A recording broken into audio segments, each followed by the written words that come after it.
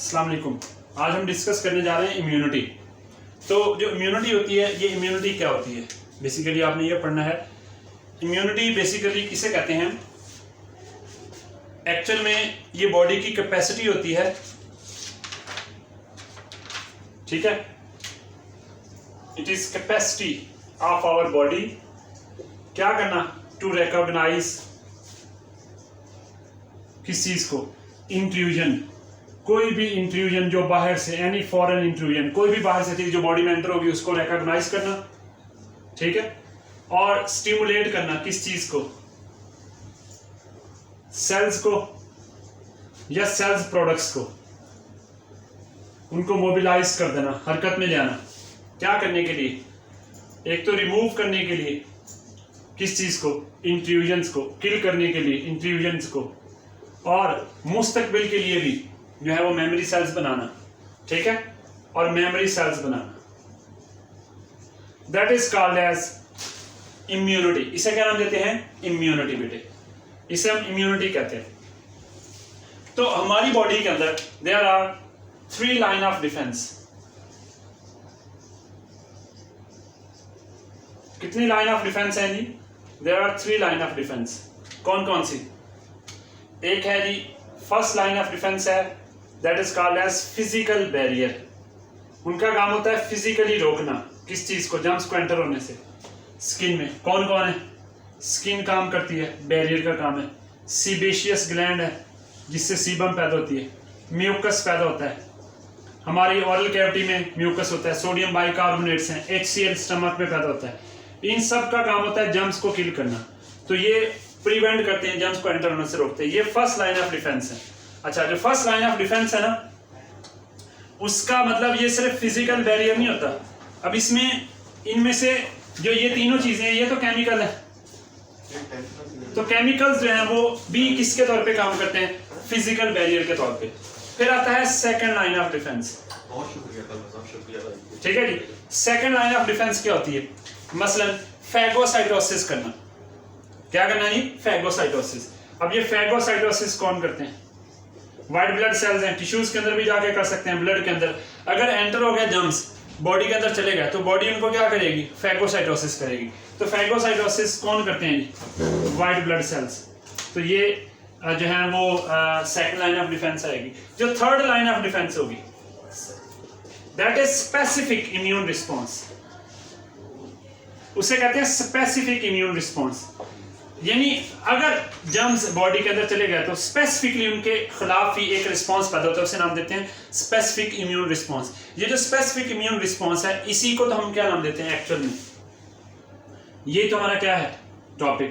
Immunity. इसे तो हम इम्यूनिटी कहते हैं। तो बेसिकली हमने थर्ड लाइन ऑफ डिफेंस पढ़नी है, क्या? इम्यूनिटी। और इसमें हमने क्या डिस्कस करनी है? इम्यूनिटी की टाइप्स। तो जो इम्यून सिस्टम होता है वो इस तरह से बना होता है, जो हमारी इम्यूनिटी का होता है। तो इसमें अब हम डिस्कस करेंगे कि कुछ कॉन्सेप्ट मैं आपको समझा दूं। What is antigen?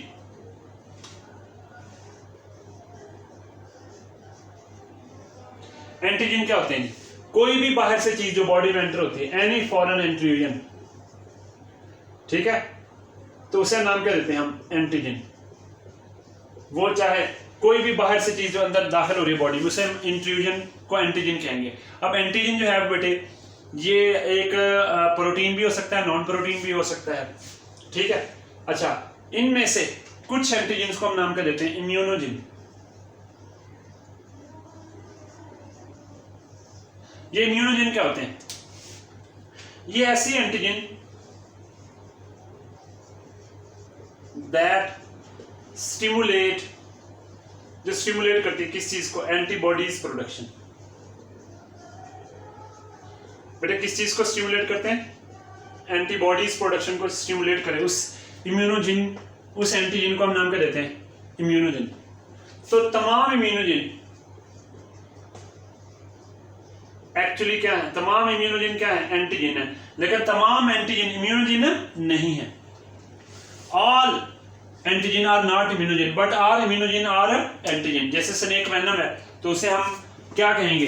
वो एंटीबॉडीज तो प्रोड्यूस नहीं करवा सकता, ठीक है। इस तरह से जो वायरसेस है बैक्टीरिया हैं वो बेसिकली एंटीजन भी और इम्यूनोजन भी कहते हैं।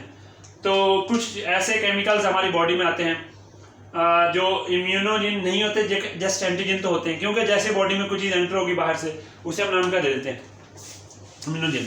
अब जो इम्यूनिटी है ना वो दो तरह के सेल से बनती है, एक टी लिम्फोसाइट है और एक बी लिम्फोसाइट है।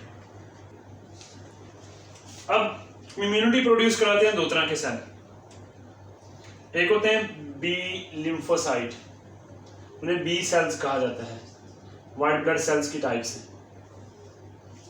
एक होते हैं टी लिम्फोसाइट, उन्हें टी सेल्स भी कहा जाता है, व्हाइट ब्लड सेल की ये भी टाइप है। जो बी लिम्फोसाइट और टी लिम्फोसाइट है इनकी प्रोडक्शन कहाँ होती है, ह्यूमन में। बी लिम्फोसाइट कहाँ पैदा हुए, बोन मैरो में।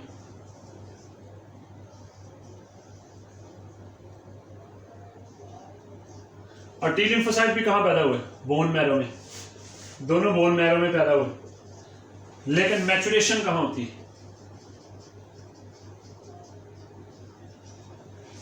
जो बी लिम्फोसाइट है ये तो मैच्योर भी किस में होते हैं, बोन मैरो में। टी लिम्फोसाइट मैच्योर कहाँ होते हैं, इन थाइमस।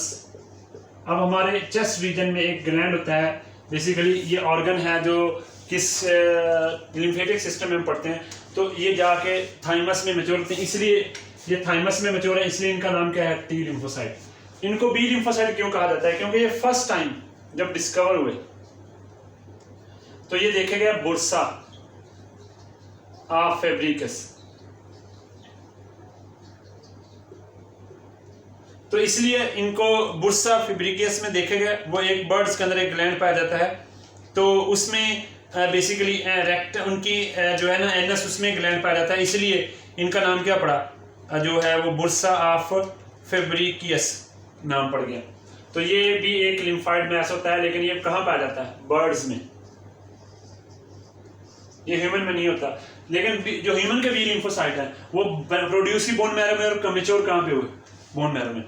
ठीक है, ये जो इम्यूनिटी पैदा करवाते हैं या जो रिस्पॉन्स देते हैं उस रिस्पॉन्स को नाम क्या देते हैं, जो टी लिम्फोसाइट से रिस्पॉन्स पैदा होता है उसे नाम देते हैं सेल मीडिएटेड रिस्पॉन्स, और बी लिम्फोसाइट से जो रिस्पॉन्स पैदा होता है उसे नाम देते हैं ह्यूमरल रिस्पॉन्स।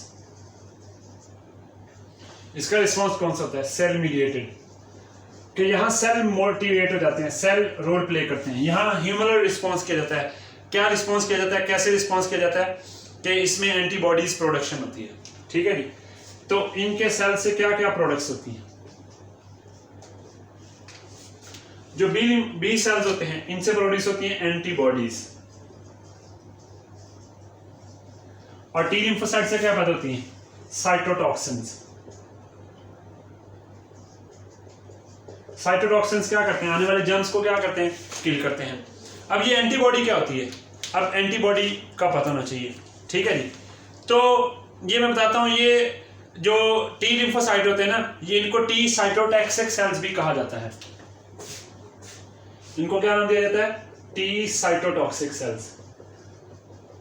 अब आपको पता चला टी साइटोटॉक्सिक सेल्स क्यों कहते हैं, क्योंकि ये बेसिकली क्या पैदा कर रहे होते हैं, ये बेसिकली टॉक्सिन्स पैदा कर रहे होते हैं। कौन, जो टी लिम्फोसाइट होते हैं। तो ये सी साइटोटॉक्सिक सेल्स क्या पैदा करते हैं, ये दो चीजें पैदा कर रहे होते हैं। एक पैदा कर रहे होते हैं परफ्यूरेंस, क्या पैदा कर रहे होते हैं, परफ्यूरेंस, और दूसरी पैदा कर रहे होते हैं क्या, ये परफ्यूरेंस क्या काम कर रही होती है जी, ये बेसिकली सिग्नल होते हैं किस चीज के, ऑटोलाइसिस के। तो परफ्यूरन ऑटोलाइसिस का सिग्नल होती है, ये ऑटोलाइसिस करवाने का सिग्नल होती है, ये ऑटोलाइसिस का सिग्नल देती है। फिर दूसरा काम ये क्या करते हैं, टी साइटोटॉक्सिक सेल्स रिकॉग्नाइज करते हैं किस चीज को, पहचान करते हैं किस चीज की, कोई भी ट्यूमर सेल है, कोई भी साइटोटॉक्सिक सेल्स है, तो पहचान करेंगे किसकी, ट्यूमर सेल की और साइटोटॉक्सिक सेल की। जब इन सेल्स की पहचान हो जाएगी तो फिर इन सेल्स की फर्दर क्या की जाएगी, ऑटोलाइसिस करवा दी जाएगी। तो इस तरह से जो सी साइटोटॉक्सिक सेल्स जो हैं वो रोल प्ले करते हैं। ठीक है, इसी तरह टी हेल्पर सेल्स भी पैदा होते हैं।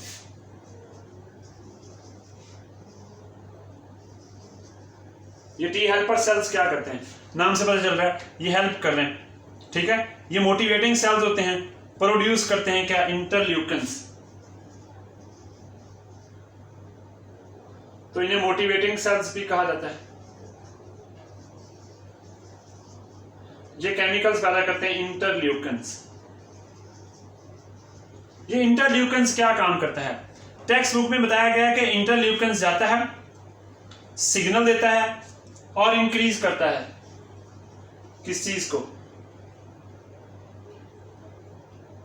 ये सिग्नल देता है और सिग्नल क्या करते हैं, इंक्रीज करते हैं बेटे किस चीज को, नंबर्स को। और किस चीज को इंक्रीज करते हैं, उनकी ग्रोथ को, डिवीजन को। जब डिवीजन बढ़ेगी टी लिम्फोसाइट की तो डेफिनेटली उनके नंबर्स भी क्या हो जाएंगे, ज्यादा हो जाएंगे। तो ये काम करते हैं टी हेल्पर सेल्स। अगर टी हेल्पर सेल ही काम करते हैं तो इम्यूनिटी बहुत ज्यादा बढ़ जाती है, इवन अपने सेल्स को डिस्ट्रॉय करना शुरू कर देती है।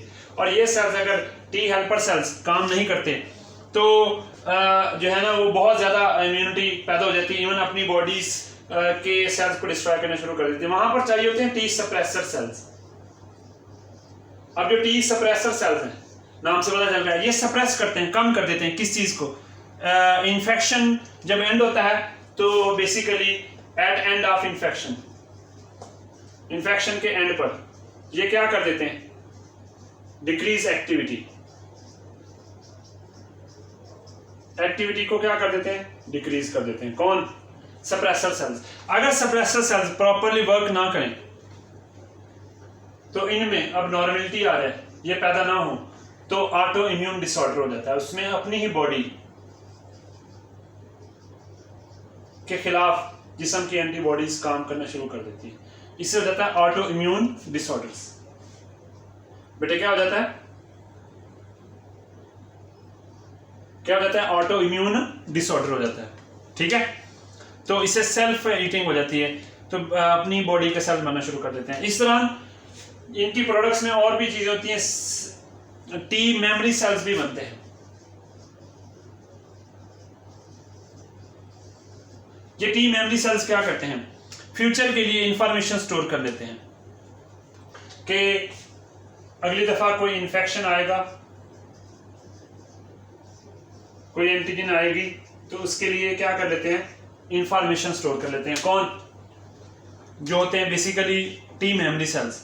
तो टी मेमोरी सेल्स बहुत इंपॉर्टेंट रोल प्ले कर रहे हैं। ऐसे ही अगर हम बी लिम्फोसाइट पे हैं तो जैसे मैंने आपको बताया बी लिम्फोसाइट बेसिकली क्या पैदा कर रहे होते हैं, ये एंटीबॉडीज पैदा कर रहे होते हैं। अब जो बी लिम्फोसाइट है जिन्हें बी सेल्स कहते हैं, ये डिवाइड होते हैं। बी सेल्स क्या हुए जी, डिवाइड हुए, ठीक है। ये डिवाइड होकर तादाद ज्यादा बढ़ा देंगे, बहुत ज्यादा कर देंगे, तो वहां प्रोड्यूस करेंगे दो तरह के सेल, एक क्लोन सेल जिन्हें प्लाज्मा क्लोन सेल्स भी कहते हैं, ठीक है जी, और दूसरी तरफ पैदा करेंगे क्या, मेमोरी सेल्स।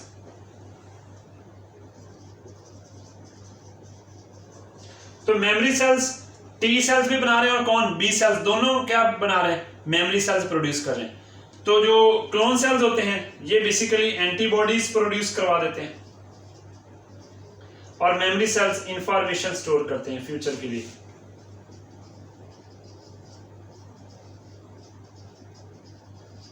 ठीक है जी, इस तरह से ये फंक्शन करती हैं। अब चाहे एक्टिव इम्यूनिटी हो चाहे पैसिव इम्यूनिटी हो, दोनों की टाइप्स हैं। एक है जी नेचुरल, अच्छा जी चलिए मैं समझाता हूं। अब जो इम्यूनिटी पैदा होती है उसमें अब हम यहां डिस्कस करते हैं टाइप्स ऑफ इम्यूनिटी। इम्यूनिटी दो तरह की होती है, active immunity, passive immunity. Active immunity क्या होती है, that involve there is involvement of that involve production of antibodies। तो यहां पर एंटीबॉडीज की प्रोडक्शन स्टार्ट हो जाती है। जबकि जो पैसिव इम्यूनिटी होती है that does not involve production of antibodies, इसमें क्या होता है, there is that involve injection of antibodies from outside body। तो इंजेक्शन ऑफ एंटीबॉडीज होती है। अब इनकी फर्दर टाइप्स हैं, इनमें से है जी natural passive immunity, natural active immunity. ऐसे ही है artificial passive immunity artificial active immunity, natural active immunity जिसमें नेचुरली एंटीबॉडीज की प्रोडक्शन इन्वॉल्व होती है ड्यूरिंग डिजीज के दौरान। मसलन आपको मम्स हो जाता है, मीजल हो जाता है, तो उस दौरान जो है वो आपके अंदर जो इन्फेक्शन हुआ उसने आपके अंदर आके क्या पैदा कर दी, इम्यूनिटी पैदा कर दी। तो डिजीज हुई, डिजीज के जर्म्स है, जर्म्स ने आके आपके अंदर एंटीबॉडीज प्रोडक्शन स्टार्ट कर दी, प्रोडक्शन होगी तो एक्टिव नेचुरली हुआ, तो ये नेचुरल एक्टिव इम्यूनिटी होगी।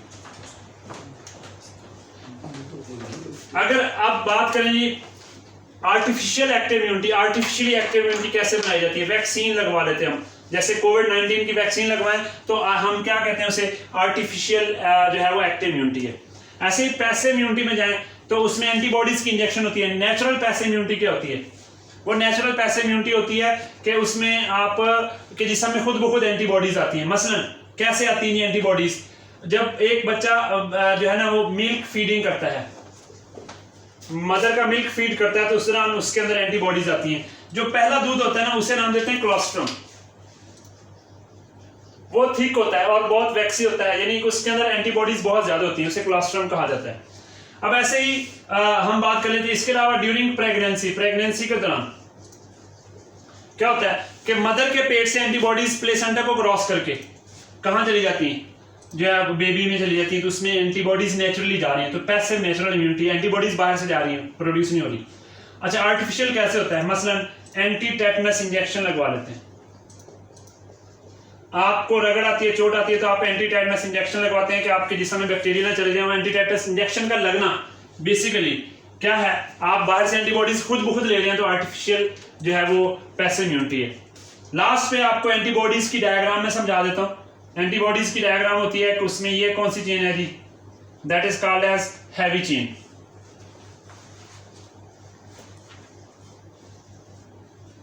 ये कौन सी चेन है? Heavy chain. इस हैवी चेन का जो ये वाला हिस्सा है, इसे मैंने वी लिख दिया है, ये वेरिएबल रीजन रखता है।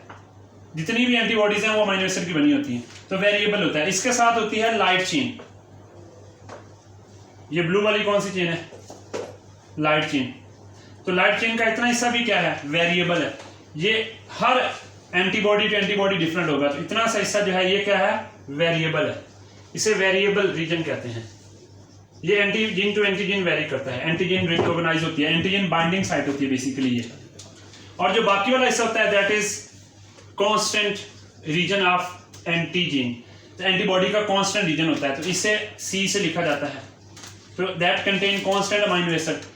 जो हैवी चेन है इसके दरमियान में क्या होते हैं, यहां पर डाइसल्फाइड ब्रिजेस होती हैं, डाइसल्फाइड बॉन्ड होते हैं। तो एक हैवी से दूसरी हैवी के दरमियान दो डाइसल्फाइड है। ऐसे ही डाइसल्फाइड किसके दरमियान होते हैं? हैवी और लाइट के दरमियान भी होते हैं।